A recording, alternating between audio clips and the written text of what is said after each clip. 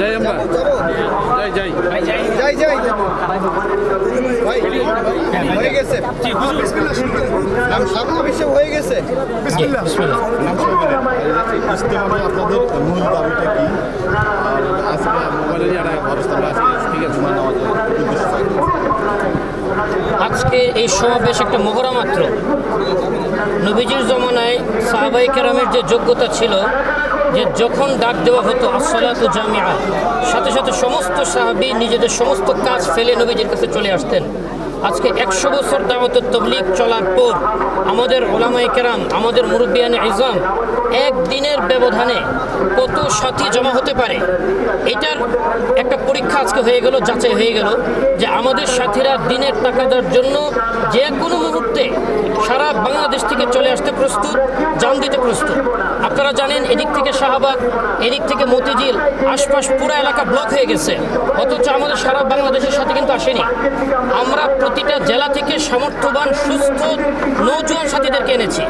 আমাদের যে ছাত্ররা আছে, সন্তানাদি আছে, আমাদের বৃদ্ধ সাথীরা আছে, ওনাদেরকে আমরা আনিনি। যদি আমরা সারা বাংলাদেশের সকল সাথীকে ডাক দিই তাহলে কতদিনে আসতে পারবে, কতক্ষণে আসতে পারবে, কতজন আসতে পারবে, এই মহড়াটাই পরীক্ষা করার জন্য আজকের এই ডাক দেওয়া হয়েছে। এটাকে সিরাতের ভাষায় নফিরে আম বলে। এই নফিরে আমের উপরে আমাদের সাথে উঠতে পারছেন কিনা এটি আজকে যাচাই করা আমাদের উদ্দেশ্য ছিল। আর ইজতেমার ব্যাপারে আমাদের সুস্পষ্ট বার্তা, 7 বছর যাবৎ যে তাবলীগে বিভাজন হয়েছে, বিভাজনের পূর্বে যেভাবে ইজতেমা হতো আমরা এই বছর ওইভাবেই ইজতেমা করার চেষ্টা করে যাচ্ছি।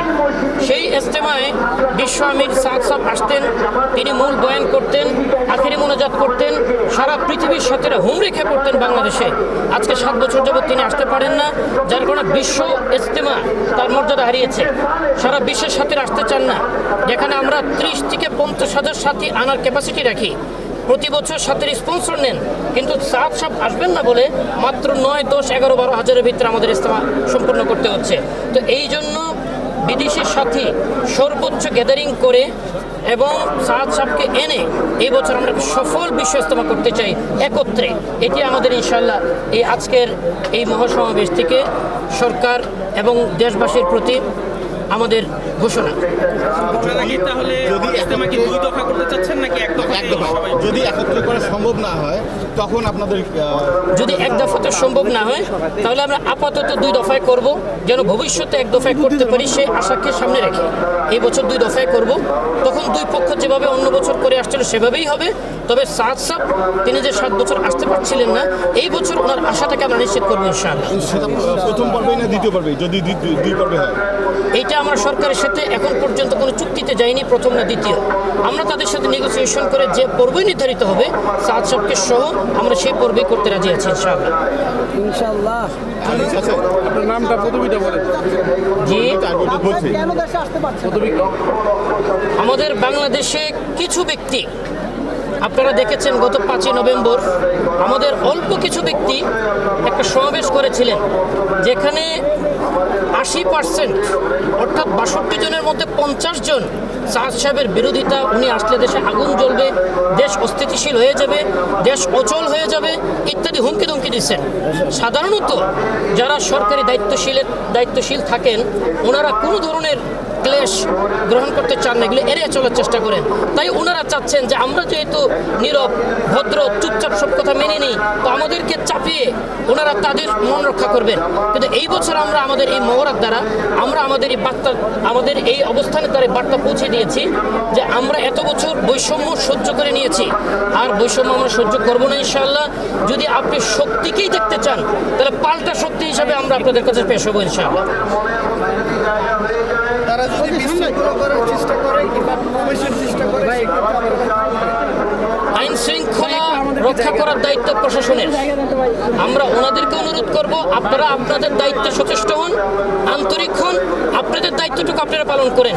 ইনশাআল্লাহ যদি প্রশাসন আন্তরিক হয় কোনো ধরনের বিশৃঙ্খলার আশঙ্কা নেই। আপনাদের পক্ষ থেকে তাদেরকে কোনো সমঝোতার বার্তা আছে কিনা? আমরা প্রতিদিন সমঝোতার বার্তা দিয়ে যাচ্ছি। আমরা প্রথমে ব্যক্তিগতভাবে তাদের কাছে চিঠি পাঠিয়েছি সমঝোতা দিয়ে, কিন্তু যখন কোনো সাড়া পাইনি, রেসপন্স হয়নি, তারপর আমরা সংবাদ সম্মেলন করেছি।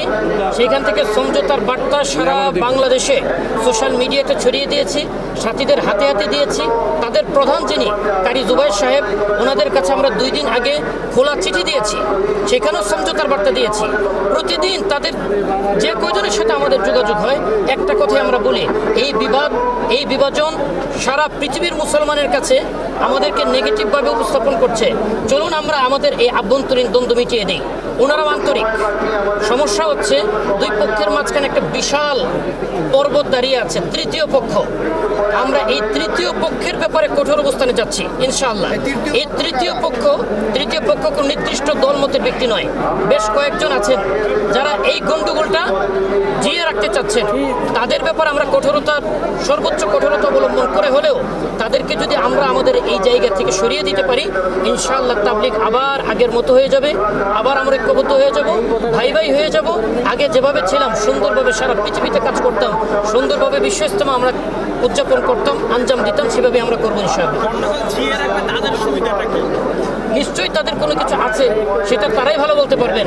আমরা সর্বশেষ উপায়ন্ত না পেয়ে ওপেন চ্যালেঞ্জ দিয়েছি, যত দাবি দেওয়া আছে আসুন আমরা বসি, আন্তর্জাতিক মানের আমরা একটা ডিবেট করতে চাই, এবং সেটা হবে বাইতুল মোকাররমে।